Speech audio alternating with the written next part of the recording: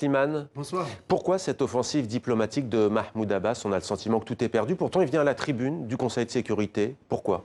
Mais justement, il vient à la tribune car c'est le seul endroit au monde où les Palestiniens ont l'avantage moral et juridique sur le gouvernement israélien et le gouvernement américain. Regardez sur la carte, 2 tiers des pays du monde reconnaissent l'État de Palestine, parmi lesquels le Brésil, l'Inde, la Chine, la Russie, la Suède ou même l'État du Vatican.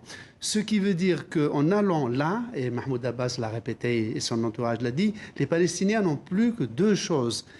Comme ils sont lâchés par les Arabes et oubliés par les Européens, ils ont le droit international pour les protéger et éventuellement leurs yeux pour pleurer.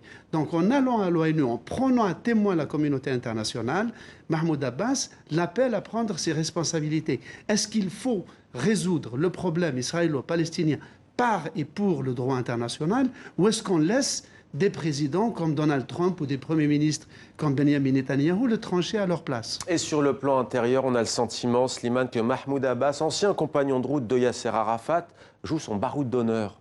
Absolument. Il est aussi le dernier historique, le dernier monstre sacré de la cause palestinienne, du Fatah, de l'OLP, et effectivement, il joue son va-tout, car il sait, et c'est une boutade palestinienne, que comme Moïse, qui a entrevu la Terre sainte, la Terre promise sans pouvoir y entrer, les Palestiniens disent, eh bien, Mahmoud Abbas, on dira de lui qu'il a entrevu la naissance de l'État palestinien, mais qu'il ne l'aura pas vu parler, marcher de façon autonome. Et c'est vrai qu'il a été à la tête pendant 15 ans d'un État qui n'en est pas un, sans souveraineté, et donc cela l'a usé, et il lui reste, il sortira peut-être dans l'histoire par ce discours devant la communauté internationale. Merci.